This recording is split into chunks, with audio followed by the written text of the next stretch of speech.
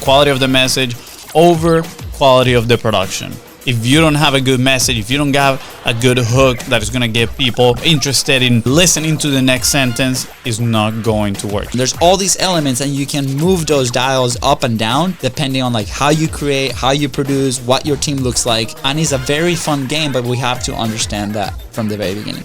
Value is now the standard. Like you hear everybody, you need to give value, you need to lead with value. Guess what? Everybody's leading with value and the valuable content floats to the top. So you're pretty much always seeing a lot of valuable content. Can we have like Hormozi style content? And then that's one of my biggest pet peeves. I have an initial reaction when people ask that. I want your opinion. Butt and fist clenched. They're like, oh, but why? But inside of the production, you have all these elements too, right? So how do you manage that? How do we do that? My best advice is like, we've got some hey, I'm Luis. And I'm Luis. And you're listening to the Content is Profit podcast. Welcome back to Content is Profit. Fonzie, we're here. Pretty awesome. And we're supposed to have an amazing guest, but guess what happened? He actually emailed us like, guys, I'm on my way to interview Mr. Beast. So pretty legit excuse, you know. We only interview big time people. That's it. We only interview big time people. So it was an acceptable excuse. We told him, sure, you can go as long as you put in a good word. Yes, absolutely. But like, tell Jimmy we say hi. The Beast Bro say hi. That's right. Jimmy, we're in first he's our number one. He's our number one fan. He's told me about that. He knows that. He knows that. But anyways, yeah. So stay tuned because in a couple of days we'll have him back. It's actually the second time that he comes to the show. I'm very excited. I binge listened like 3 episodes of his show yesterday. And pretty awesome. But anyways, I like his show. Yes, his show is so good. It's so good. But anyways, today Fonzie's facing his worst fear, which is talking on a podcast without notes. It's not my worst fear. I thrive under pressure. So yeah, but bring anyways, it on. Okay. That's what I say. Okay, so last night, I told you this a little earlier. I was with Katie at home, and then we were watching some YouTube. Well, she was reading, and I was watching some YouTube, and all of a sudden, the great and mighty Alex Hormozi pops up. Right? The great, mighty, and buffed Alex Hermozi. I'm buffed. So, I've been like listening to a lot. I mentioned, I think in previous episodes that I've been like compressing the people that I follow and like, the people that I listen advice from. And he only listens from Alex Hermozi and myself. And Fonzie, clearly. Yeah. But he is one of the people that I regularly keep in my rotation. And every time I see something that interests me, I like listen to him. He's very blunt, very honest with what he says. Apart from his social content, right? I listen a lot to his podcast that he dives deeper in different things. But anyway, so I was talking to Katie. Katie's not entrepreneurial at all. And we start watching a little bit of their vlogs. They actually have the Living with the Hormozis, which is vlog style content, which is awesome. That? Yeah, it's pretty awesome. I don't think I've seen it yet. And then, I joke with Katie because she is awesome. She could be a CEO. She makes decisions very fast, way faster than me. And but I don't know if she has entrepreneurial bug. She's working on a project, which is top secret. We can't say what it is just yet. You know what it is? I do know what it is, but okay. I can't say what it is. I remember when she said something about that, or you said it, and I was like, what? Yeah, nobody's expecting it. But anyways, if she finds out that I mentioned something, she will kill me. But anyways, I keep joking with her, like, hey, you will be like the best like CEO, like to keep me accountable in the future. COO or CEO? Both of them, both all together. She's the CEO of the family already. Yeah, she's the CEO of the family. But anyway, so she actually watched some of the videos. But as we're watching it, I'm explaining to her that a lot of the people that come to us, right, for the service or for content references, right, they're like, can we have like Hormozi style content? And then that's been one of my biggest pet peeves. So the bullet point that I put here is like our beef with copying content formats. So I want to listen to your opinion on in general, right? Like on copying content. Don't read my notes. I'm not reading your notes. Okay. I'm just thinking. And off the cuff, like what if somebody comes to you, right? I have an initial reaction when people ask that. I might not show it, but I want your opinion. Butt and fist clenched. They're like, oh, But why? It's like that one time that person, like, can we jump on a sales call and they're in the real estate, right? I'm like, okay, what are some reference? Where you go? What's your goal? What's your North Star? Like, what do you want to achieve? It's like, I want to be the Mr. Beast of real estate. And I'm like, okay, are you ready to give away houses? yeah, literally. They're like, their eyes just open. But anyways, so yeah, I'm curious. Good question. Great question. I mean, personally, I would ask them. I would just, go and take the role of the doctor, to prescribe and be like, okay, let's dive deeper. Why do you want this in the first place? Why do you think you need Alex Hormozi style videos? And I will argue that maybe when he first started doing it, it could be a little bit of an advantage, because it was a sort of a different type of edit and it would caught people's attention. I feel like now it's overused and, it's not, the edit per se is not worth as much. Now, that being said, I would ask him, why do they want it? I'm guessing they would be because like, well, we want more attention, and maybe they are, associating this type of edits with attention, with the ability to retain more attention or capture more attention. And I would just try to educate him at that point, right? It's like, hey, look, what if you see a video of Alex Hermozi without the captions? Would you still watch it, right? And probably their answer would be yes at that point, because Alex Hermozi has a lot of influence. And when he pops on your screen, you immediately are going to think he has something interesting to say, right? Then I would ask them as well, what if it's somebody else that you don't know, but Alex Hormozi is on the screen as well? Would you watch that video? The question is the same. Yes, because probably they're going to be, relating that influence to the person that is talking to Alex Hormozi. So I would try to find ways to educate them into showing them that, hey, post-production doesn't necessarily equals views and attention.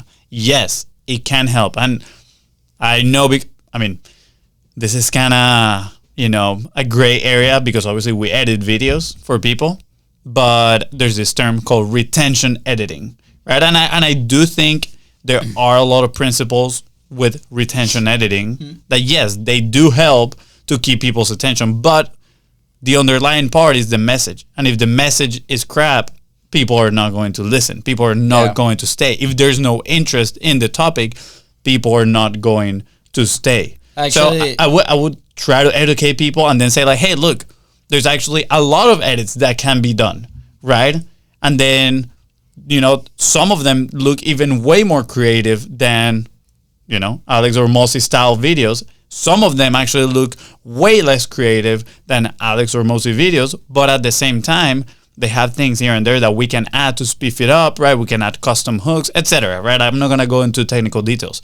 But the point is, first of all, we need the message, right? Or we need things of influence that can capture people's attention, right? Discover how can we get people's attention. And it's not just about the edit. The other thing would be also educating them about what it takes to create that type of stuff.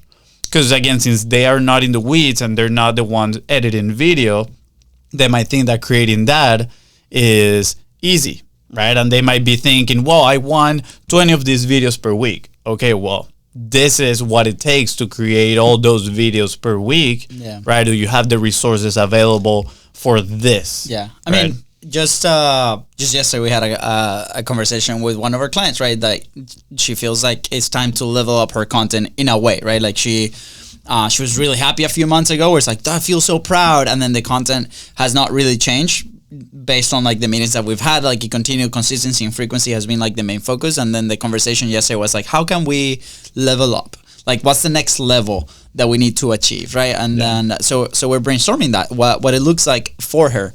But also, you mentioned education, right? And there's also the process in the creation, right? It's like you have pre-production, you have the production, then you have the post-production, right? A lot of people, what they see, they assume everything is done in the post-production, but most people ignore the pre-production. Like, what's the work that either we do or like the customer does or whoever is creating the content does to set it up for success for post-production, right?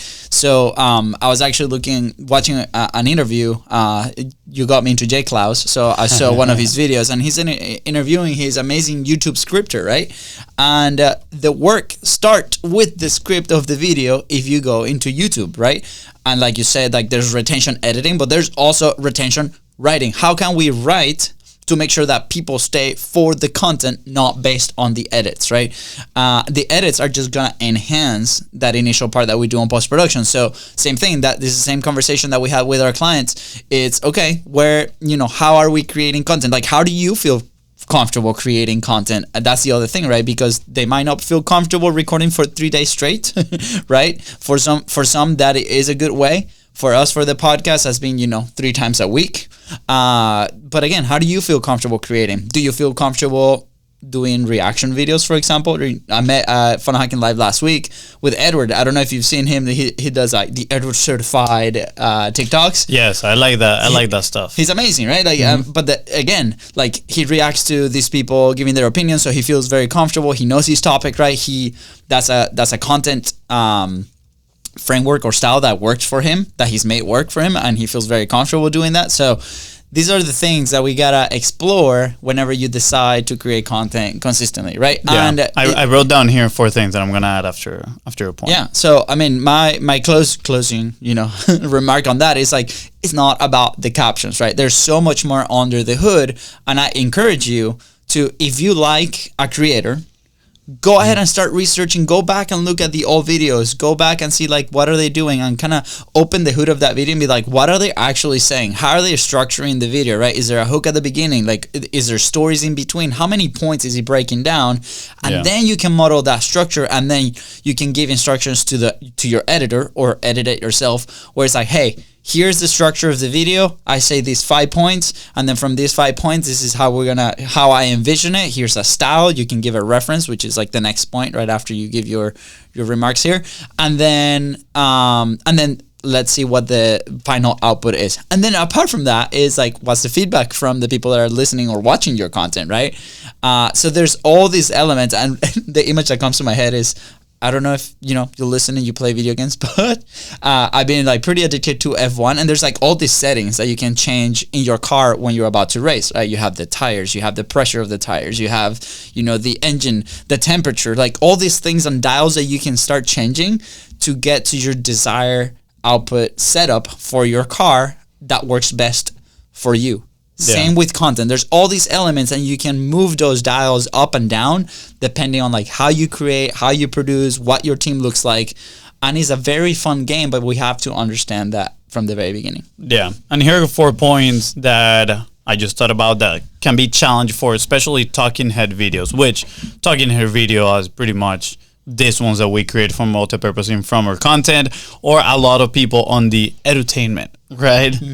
Industry, coaches, consultants, authors, they produce a lot of talking head video, and there's actually challenges because guess what? That gets repetitive, right? It's just somebody talking. It gets very, very challenging to move that forward. So here are 4 of those. First is, we talked about this, quality of the message, right? And we always say quality of the message over quality of the production. If you don't have a good message, if you don't have a good hook that is going to get people, interested in listening to the next sentence, is not going to work. So focus first on quality of the message. Second is the lack of dynamism. I don't know if I said that correctly, or dynamism. I don't know what the word is pronounced like, but the point is, it's very stagnant. You're sitting in the same place. So what can you do? You can record one sentence in one place, then you can move your camera, record the sentence in another place, and so on. So when you edit that together, the background is changing, and it's a little bit more dynamic, right? It helps to capture people's attention. So ask yourself, how can I make this more dynamic? A good tip that I heard from Ed Lawrence, which he's pretty much like, I heard him being coined the Mr. Beast for educators on YouTube, right? And he's the creator of Film Booth. A good tip that I saw in one of his videos a long time ago is put yourself in the middle of the room, the camera, and record yourself.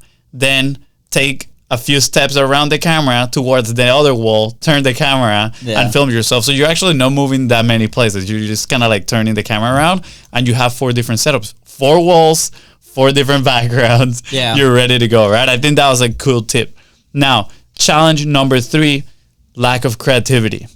Right? A lot of people just, nowadays, and we shared this on the power of association on our last episode, right?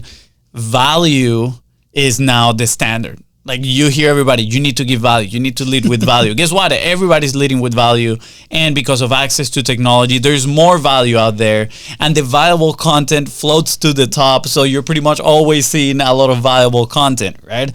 So guess what? We need to get creative with some of these things. You need to add maybe some segments. We've talked about it, right? The cool tools, cool, right?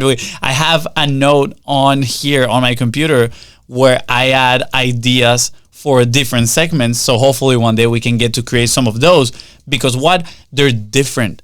People want different. And yes, we talked about this in the power of association. They also want familiarity, right? Which can come from the topic that you're talking about, but the way you're presenting that topic, the way you're wrapping it up can be different. So get creative. What are some segments, things that you can talk about that is going to spiff up your content? And the last one is too much reliance on the post-production, right? Just what we just said. Hey, it's not that we're just going to slap some captions in there and this thing is going to do good. You actually need to be sort of intentional with this thing, right? You got to be intentional from the beginning. Now, when you multi-purpose content, the intentionality will come from finding the clips. And this is something that I battle AI over, because a lot of people say, well, I'm just going to use a service that I'm just going to, put my YouTube link and it's going to chop it up into 20 different pieces of content.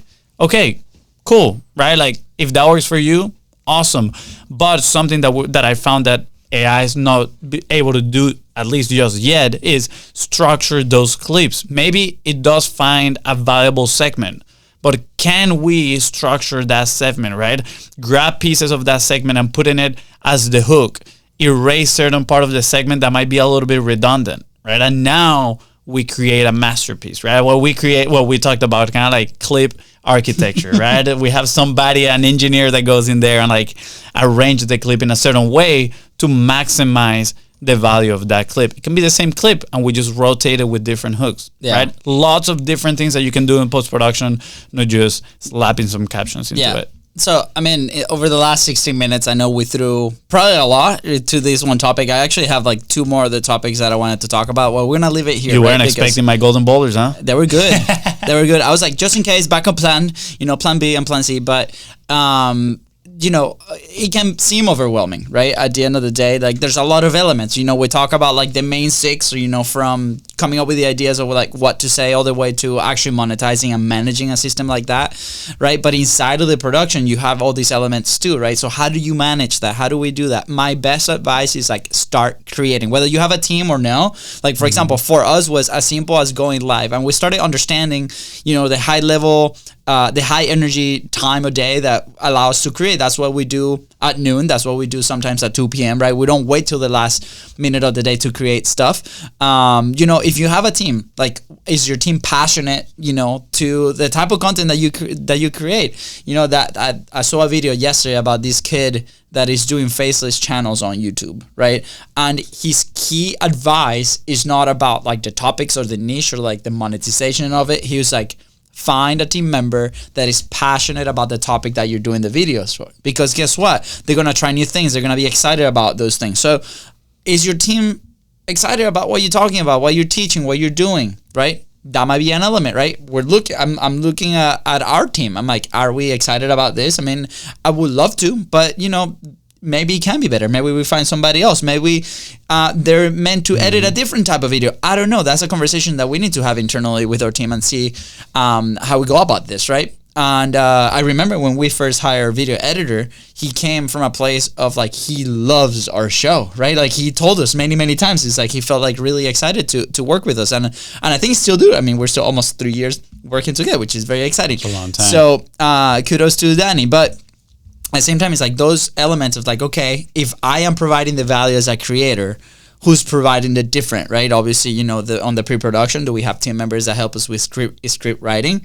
if I don't, like, can I level up my skill in script writing, right? There might be less volume, but higher quality, right? Same with the post-production, right? A lot of people, like Fonzie said, they put a lot of value in that post-production. But my best advice is start creating. Come up with a framework that's super simple for you to create consistently and frequently, right? How does that look like? Once a day? Once a week? Yeah. Who knows? Like, come up with a hypothesis of a product that you want to put out there, and not product that you're going to sell. Like, your content is the product. Yeah. And start experimenting with yourself and with your team. Yeah. I want to add here, when you're looking for somebody, right, that team member that's going to help you out, you got to think a couple things, right? Obviously, probably a term that you've heard, skill stacking, right? If they only have the skill of editing, they're probably going to be a little bit less valuable if they also bring to the table the skill of strategy, right? The skill of storytelling, all the pre-work that comes before you actually sit down and record. That's probably going to be way more valuable than just somebody that edits. So I would ask myself, who do I need in this point in time to take myself to the next level? Maybe you're doing yourself the strategy, you are helping yourself with, discovering what to say, how to say it, and all you need is that editor. Well, great, go on find that person. If you need maybe somebody that is going to take off your plate and give you more time when it comes to strategizing, right? The type of content that you need to create, what to create, how to create it, right? Creating all these creative segments that we've talked about. Then maybe you need a team, right? You need to come into this family of creators that can help you out and do that. If you're interested, shameless plug, that's what we help do our clients, right? We sit down, we have recording sessions with them, we help them with their research, anything all the way from research to the post-production, we help them do. So if you have any questions about that, feel free to reach out at BizBrosco. That's right. Any last things, Fonzie, that you want to... Well, what are the other notes? What else you got? No, that's it. I have to go. You have to go? That's the episode. That's pretty good. I have a new tool for the Cool Tools Cool, and it's a different one than Lazy. It's so cool. For the next episode. For the next one. With that said, guys, thank you so much for tuning to the Content is Profit podcast. Go ahead and follow the show in your favorite podcasting platform and on social media at BizBrosco. That is right. And if today you feel like inspired and ready to create some awesome content, please don't forget to share this episode and leave a 5-star review. See ya. Bye, guys.